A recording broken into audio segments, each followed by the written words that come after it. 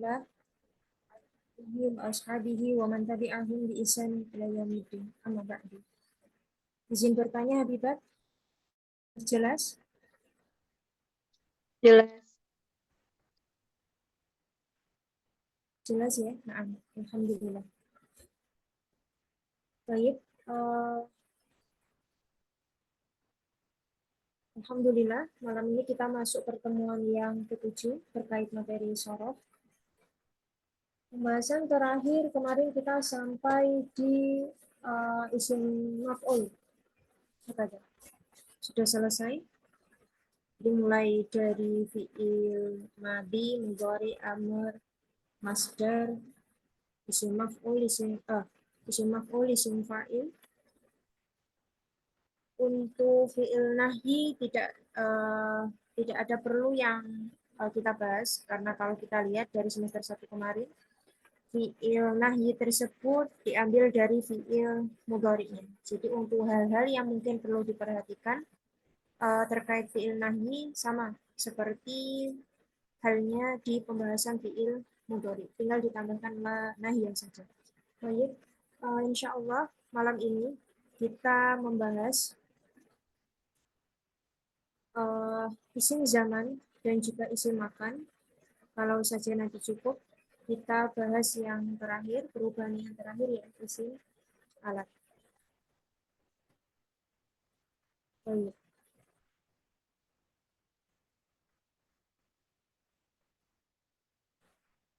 Di pembahasan terkait isim zaman dan isim makan, nanti hanya sedikit poin yang perlu kita bahas di sini. Ini yang pertama terkait pengertian dari isim zaman dan isim makan. Lalu yang kedua bentuk atau wazan dari isim zaman dan isim makan. Hanya sedikit pembahasannya. Baik. Untuk pengertian isim zaman, menambil dari kitab yang lain. Menambil dari kitab Mulakhos. Di sana beliau penulis memberikan pengertian terkait isim zaman, yakni ismun mushtaqun lidilalati ala zamani wuqu'il fi'li. Isim mushtaq, isim zaman, yakni isim mushtaq yang menunjukkan waktu terjadinya fi'il. Kalau kita sering sederhananya menjulukinya sebagai kata keterangan waktu atau keterangan waktu. Dan kata keterangan ya, keterangan waktu. Lalu isim makan, beliau memberikan pengertian yakni ismun mushtaqun lidilalati ala makani wuqu'il fi'li. Jadi isim mushtaq yang menunjukkan tempat terjadinya fi'il. Jadi kalau kita lihat dari segi pengertian, yakni isim zaman dan isim makan, dia isim mushtaq berarti diambil dari fi'il atau pula dapat diambil fi'il dari kata tersebut. Jadi bukan isim jamid ya, yakni isim mushtaq. Lalu kita masuk ke poin yang kedua terkait bentuk-bentuk wazan isim zaman dan isim makan. Mungkin nantinya kalau kita lihat di kitab Misalah Tasrifi ya, yang tasrif istilahinya, untuk isim zaman dan isim makan sering disebutkan dengan wazan mif'alun, maf'alun, maf'alun. Baik, maf'alun diulang sebanyak 2 kali kalau kita lihat di dalam tasrif istilahi, tasrif yang paling atas. Nah, namun ternyata untuk wazan zaman dan isim makan ada beberapa hal yang perlu diperhatikan. Ternyata tidak hanya dibentuk di atas wazan maf'alun, ada wazan yang lain, bahkan nantinya ada yang isim zaman, bukan, maaf, isim alat ya. Jadi untuk wazannya ada 2 ternyata. Tidak hanya melulu maf'alun, maf'alun, tapi ada juga wazan yang kedua yakni maf'ilun. Baik. Pembahasan bentuk atau wazan isim zaman dan isim makan. Isim zaman dan makan pada fiil sulasi. Nah, lagi-lagi fiil sulasi ya, masih yang kita bahas. Terbentuk di atas dua wazan. Wazan yang pertama, yakni maf'alun. Lalu wazan yang kedua adalah maf'ilun. Dibentuk isim zaman dan isim makan di atas wazan maf'alun dalam dua keadaan. Yang pertama,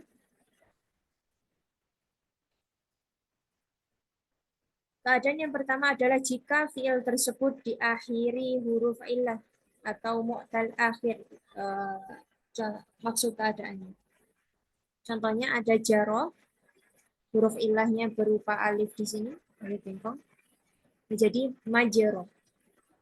Lalu keadaan yang kedua, yakni jika ain fiilnya berharokat fathah atau dhammah ketika mudhari.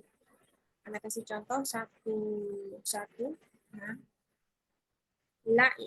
laiba yal'abu. Kalau kita lihat ain fiilnya di sini berharokat fathah.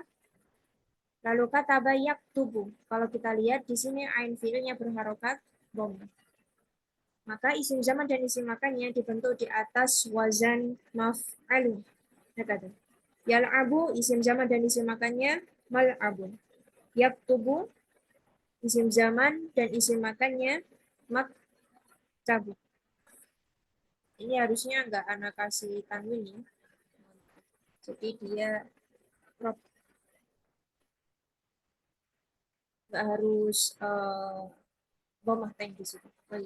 Lalu wazan yang kedua ada wazan maf'ilun. Jadi isim zaman dan isim makan dibentuk di atas wazan maf'ilun pada dua keadaan.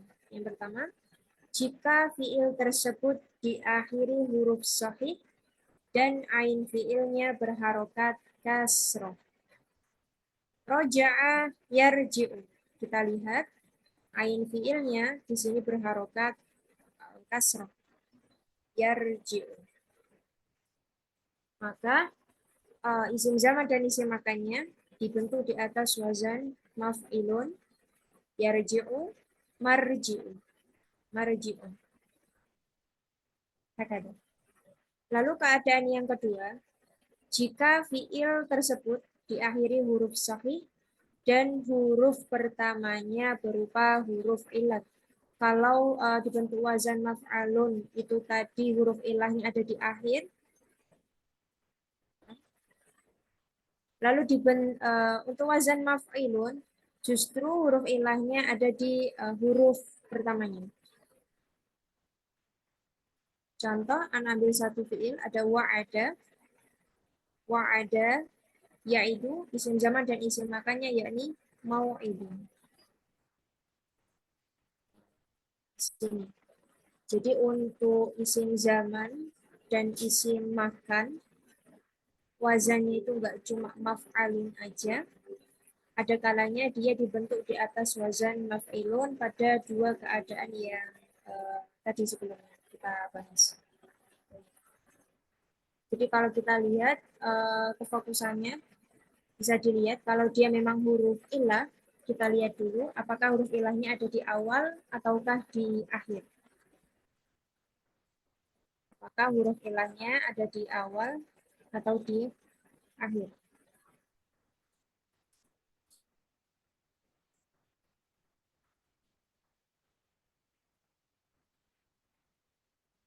Lalu terkait huruf mudharaah, mohon maaf. Ain fiilnya, fokusan yang kedua adalah ain fiilnya ketika mudhari. Apakah dia berharokat fathah, dhammah, ataukah kasrah. Lalu bagaimana mungkin jika huruf ilah itu berada di tengah-tengah, misal. Lalu bagaimana jika huruf ilah tersebut ada di tengah-tengah? Kalau kita lihat wazan maf'alun saja, huruf ilahnya untuk yang mu'tal akhir. Wazan maf'ilun untuk yang diakhiri huruf sahih dan huruf pertamanya berupa huruf ilah. Lalu bagaimana kalau huruf ilahnya ada di tengah-tengah? Untuk kasus yang paling sering, untuk huruf ilah yang di tengah-tengah itu kaidahnya di luar dari mohon maaf, maksud ana wazannya ada di luar maf'alun ataukah maf'ilun. Jadi kaidahnya ke simain.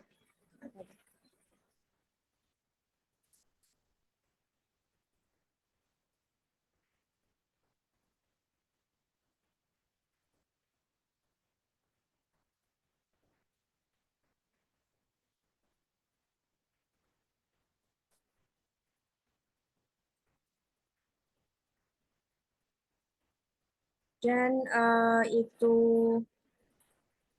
tadi bahasan terkait isim zaman dan isim makan.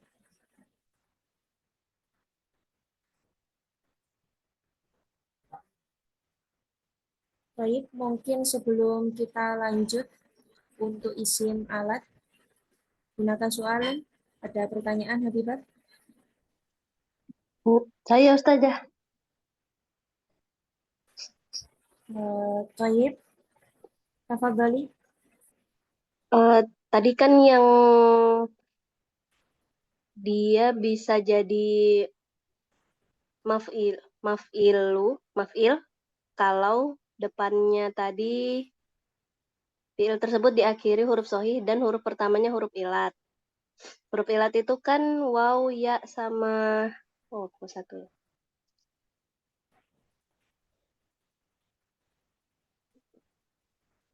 Waw, ya sama alif. Terus itu ya-nya harus ya yang seperti alif apa tuh namanya ya?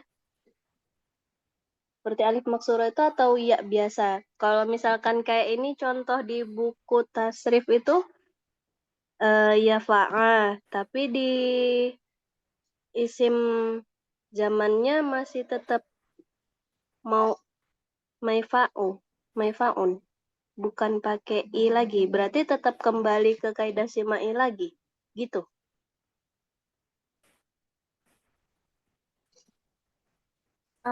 Sebentar, Habibah. Di tempat Ana sinyalnya kayaknya kurang stabil. Coba tadi fiilnya apa? Fi'ilnya ya fa'ah. Yafa'a. Iya,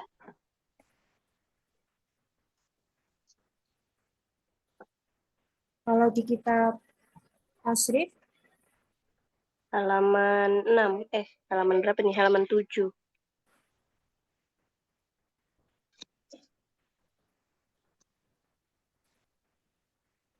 Oh, fa'ala, fa'ala ya fa'alu. fa'ala Fa'ala ya yaf'alu, fa'alu. Iya,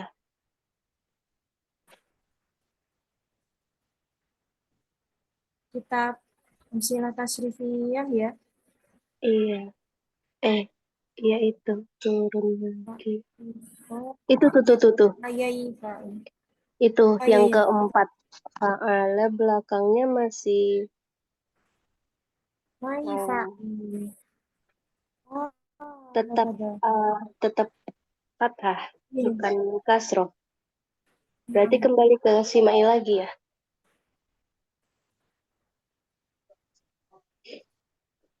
sebentar.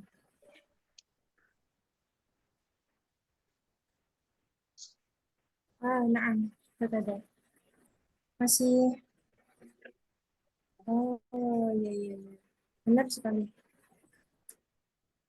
Jadi mungkin Ana yang nggak terlalu teliti ini ya, lihat kitab Amsilah Tasrifiyahnya.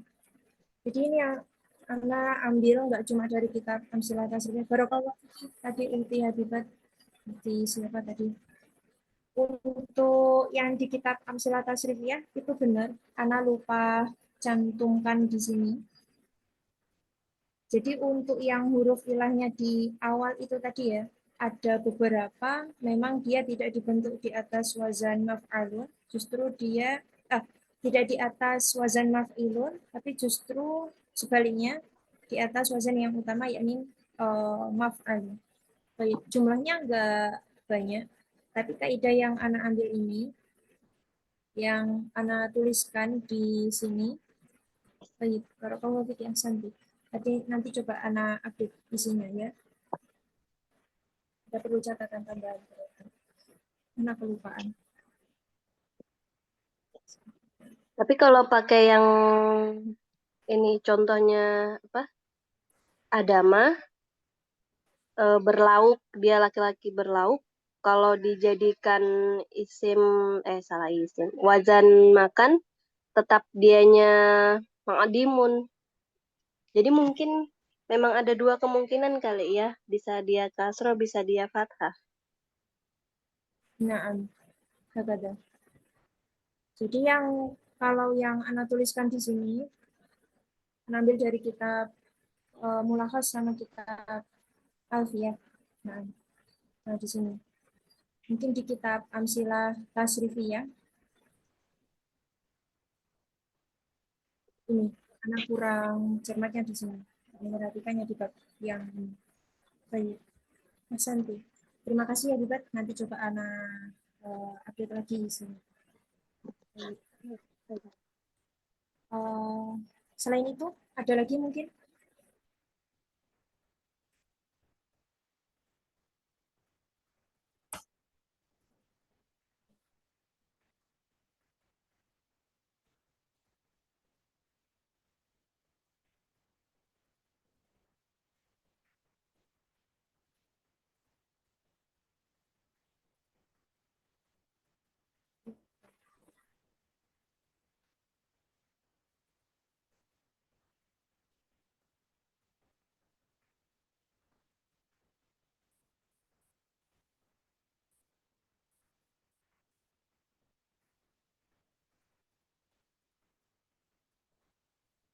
Eh, ada lagi pertanyaan?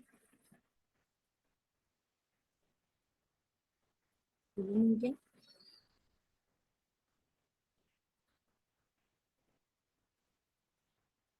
Baik.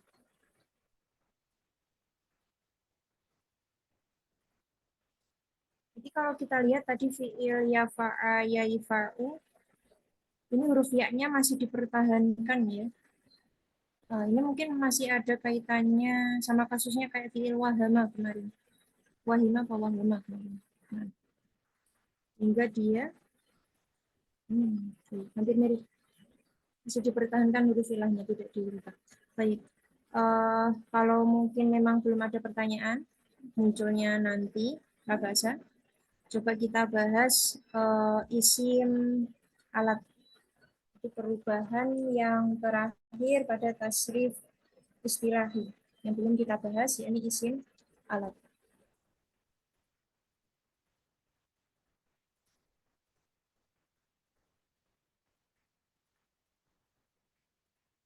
Baik, di pembahasan isim alat juga sedikit poinnya. Hanya pengertian dan juga bentuk dari atau wazan isim alat. Untuk pengertian isim alat, Ana ambil masih sama dari kitab Mulakhas.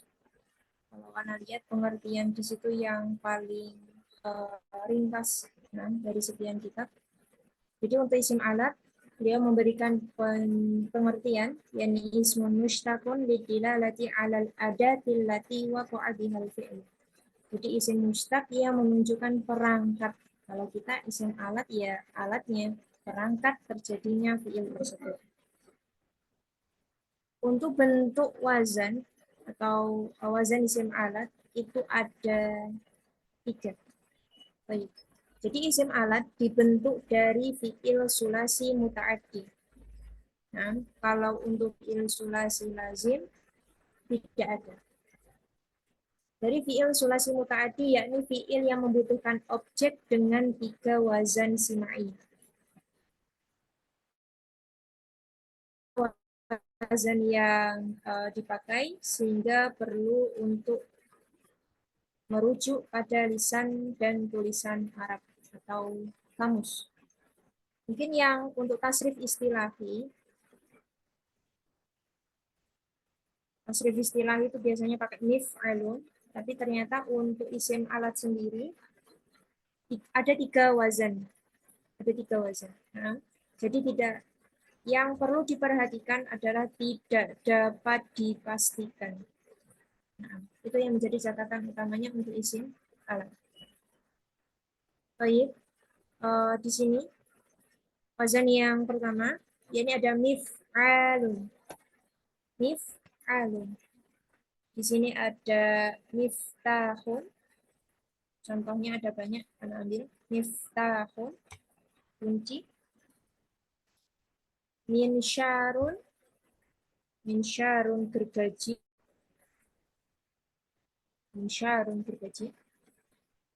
Mismarun, mungkin banyak yang tahu terjemahnya. Pakun, cermin, mir'ah sama mar'ah. Cuma beda harokat aja. Mir'atun, cermin. Mir'atun. Nah, kalau mar'atun ini alifnya pakai hamzah. Mir'atun kaca atau cermin. Kaca. Mizanun, timbangan. Untuk mif'alun di sini ada mibrodun, mibrodun paraut, pensil. Ada minjalun, minjalun artinya sabit, sabit. Pisau yang cukup tajam, bentuknya yang melengkung seperti tanda tanya.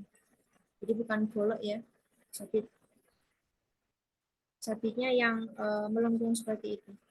Lalu miqasun, miqasun itu gunting. Ada beberapa yang masuk di sini. Ada mi'walun, mi'walun, mi'walun di sini kapak, mi'walun kapak. Tapi kapaknya yang punya dua mata kapak. Di sisi kanan dan di sisi kirinya tajam. Mijaharun, mijaharun di sini mikroskop. Mijaharun mikroskop.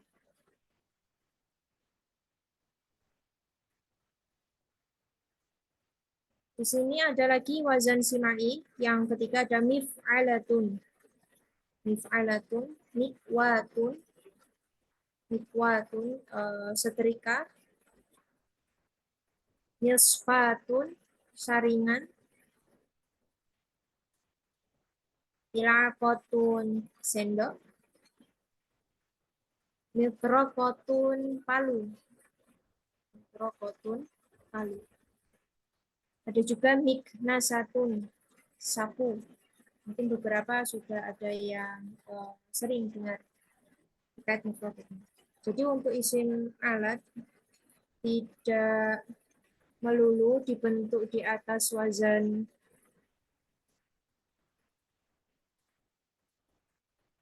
mif'alun,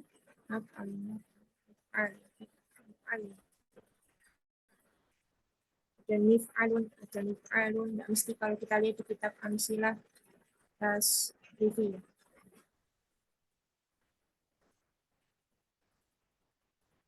Baik, kalau mungkin nanti di kitab Amsilah tasrifi ya ketemu di tasrif tidak ada isim alatnya, tidak ada isim alat, maka secara untuk sulasi, nah ini yang sulasi mujarrad ya. Kita lihat apakah ada yang nggak ada isim alatnya untuk sulasi mujarrad. Ada beberapa. Berarti isim tersebut tergolong mohon maaf, berarti fiil tersebut tergolong fiil lazim. Ini fiil yang tidak membutuhkan objek. Untuk isim alat hanya dibentuk dari fiil sulasi muta'addi. Ini 3 wazan utama, tapi nyatanya ada beberapa wazan lagi untuk isim alat.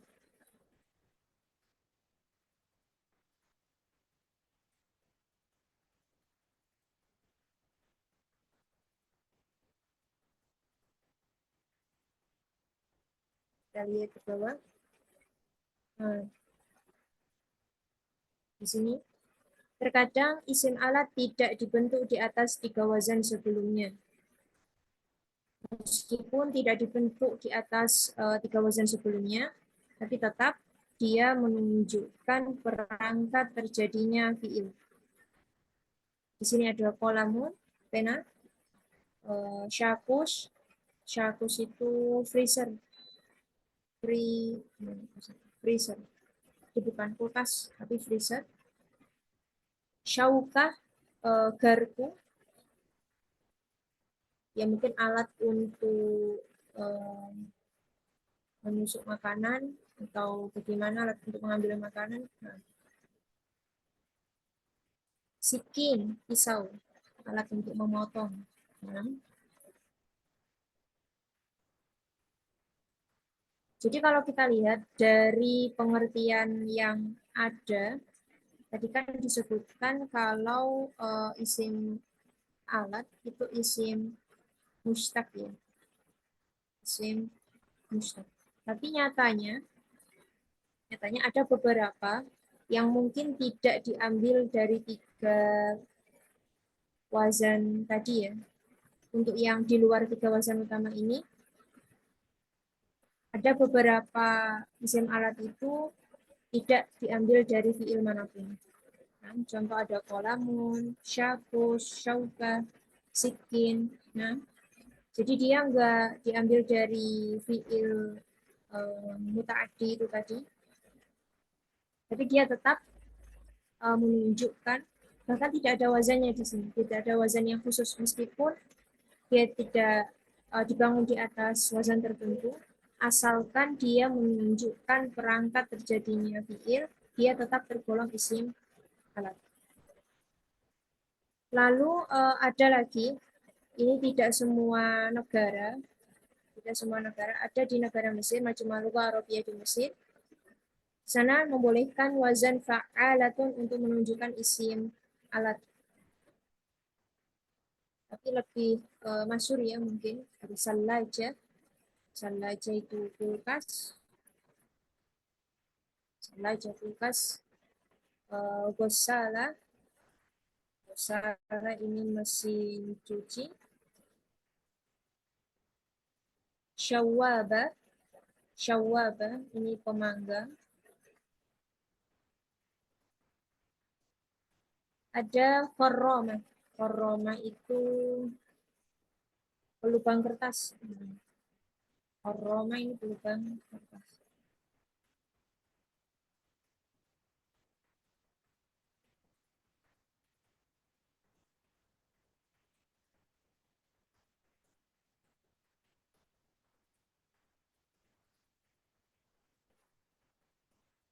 Itu tadi terkait uh, isim alat. Nah, ada 3 wazan utama, tapi tidak dapat dipastikan. Kembali lagi ke kaidah simai.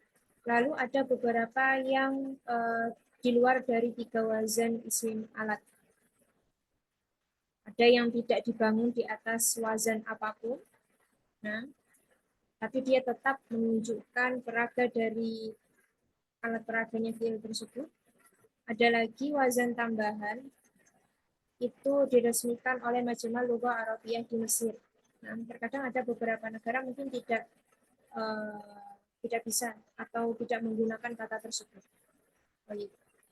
Jadi yang meresmikan adalah Majma' Lughah Arabiyah Mesir saja. Ini wazan fa'alatun untuk menunjukkan isim al. Dan itu tadi terkait pembahasan isim alat. Ada pertanyaan? Gunakan soal.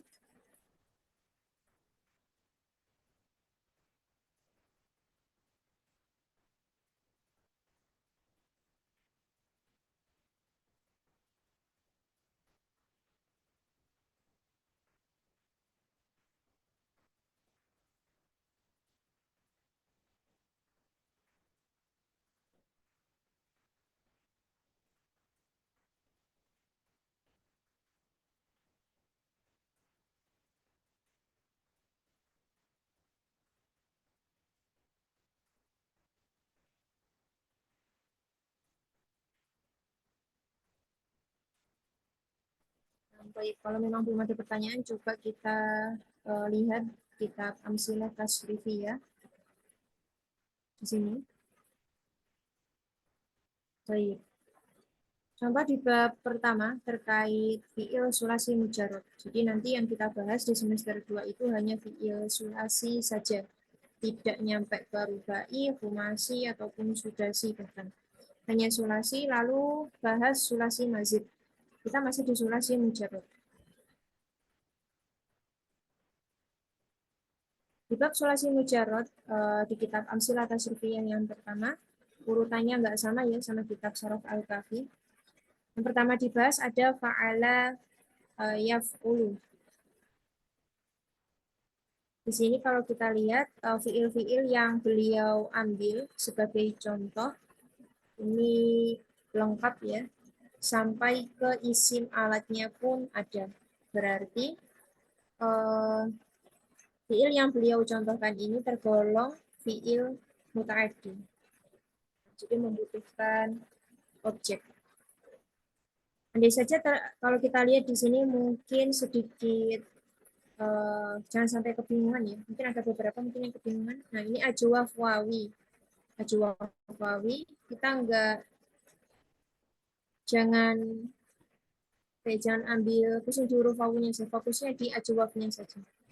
Kita fokus di mana posisi huruf ilah tersebut. Kalau ajwaf wawi berarti dia dirubah menjadi huruf wawi. Perubahannya ke huruf wawi. Kalau kita lihat di bab pertama sama bab kedua, binanya itu nggak sebanyak bina di bab yang pertama. Bab kedua binanya cukup banyak sekali. Memang apa tidak ada bina yang sama seperti bina di bab yang kedua pada sulasi mujarrad? Ini berdasarkan pengamatan beliau ya, pengamatan beliau. Kalau anak pribadi nggak terlalu memusingkan binanya sebanyak apa, yang lebih difokuskan itu kita perhatikan ininya, ajwaf, nafisnya, sama mahmusnya. Hal-hal yang perlu diperhatikannya di situ-situ. Kita lihat huruf ilahnya, kita lihat huruf hamzahnya. Itu saja untuk supaya tidak keliru nantinya untuk merubah-rubahnya ke bentuk-bentuk yang lain. Difokuskan saat mentasrif istilah sebuah fiil, kita lihat dulu adakah huruf ilah di situ. Kalaupun ada huruf ilah, dia dirubah ke huruf apa nantinya. Lalu yang kedua, adakah huruf hamzah? Adakah huruf hamzah di situ? Ada huruf hamzah. Itu. Biasanya anak yang jadi patokannya di situ saat mentasrif istilah sebuah fiil. Mohon maaf, Pak Butet, ada izin tanya. Suara terdengar jelas di ruang Zoom? Jelas Ustazah. Ustazah. Jelas ya, insya Allah. Di tempat anak hujan deras soalnya. Anak khawatir suara anak nggak masuk di dalam.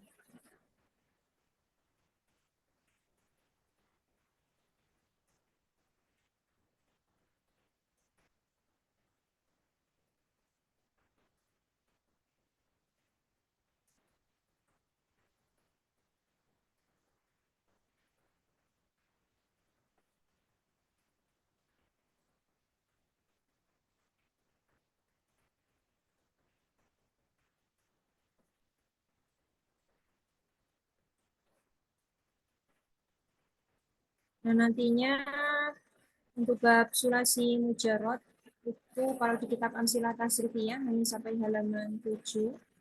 Nah, nantinya kita langsung loncat ke halaman 9. Di situ ada bab sulasi mazid. Nah, istimewanya di kitab Amsilah Tasrifiyah ini, beliau memberikan beberapa tujuan ditambahkannya huruf pada fiil tersebut. Kalau mungkin dengan cara memudhoafkan salah satu huruf, nah itu tujuannya untuk apa aja. Nah, di kitab Mulakos yang mungkin untuk Mulakhas ya yang sering dibahas untuk belajar bahasa Arab itu orang Mesir. Kita mulakhas saja nggak ada pembahasan untuk tujuan-tujuannya seperti ini. Nah, ini istimewa yang kita pensilat asli. Memang seperti juga di kitab Sorof Al-Kafi ya, masih kita ingat. Jadi penambahan huruf pada suatu fiil tiada lain tiada bukan tujuannya adalah merubah uh,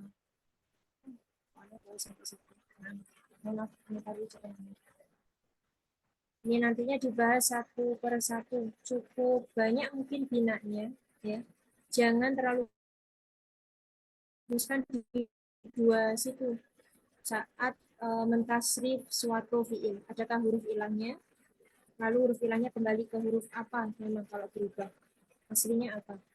Lalu adakah huruf hamzah di tengah situ? Itu sudah cukup supaya nanti kita tahu bentuk-bentuk perubahan ke yang lain-lainnya.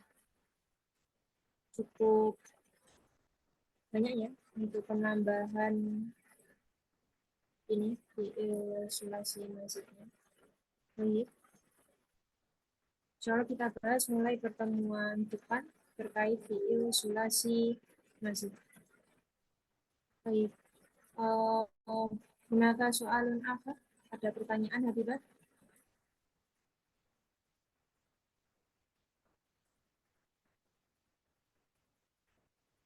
Maaf ya Ustazah.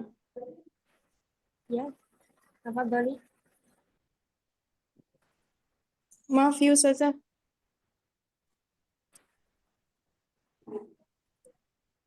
Sebentar. Sempat anak. Suaranya putus-putus Habibah.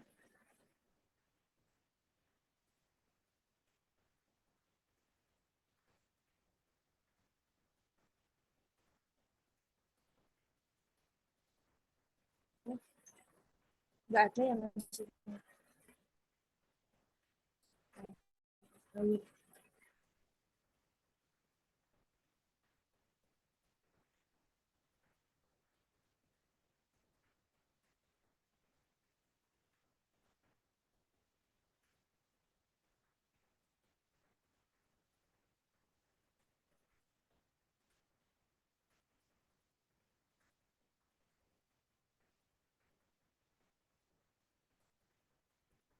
Baik, kalau mungkin ada ya, kita cukupkan dulu pertemuan kita sampai di sini ya.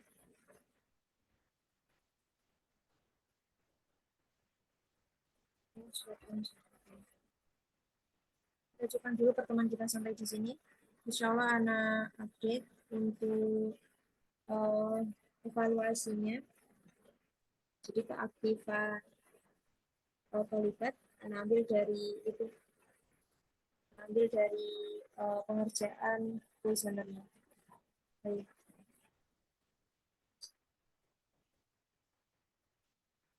Kita tutup dengan bacaan hamdalah dan doa kafaratul majelis. Alhamdulillahirabbil alamin. Subhanakallahumma wa bihamdika asyhadu an la sebelumnya apabila ada salah kata atau mungkin hal yang kurang berkenan saat sesi live Zoom. Dan juga mungkin kalau ada pertanyaan yang belum muncul saat sesi live Zoom, muncul setelahnya bisa langsung ditanyakan lewat Japri baik Telegram maupun WhatsApp nomor anak sama. Baik, barakallahu fikum jami'an wa yassarallahu umurakum. Wassalamualaikum warahmatullahi wabarakatuh. Waalaikumsalam warahmatullahi wabarakatuh. Jazakillahu khairan ya Ustazah.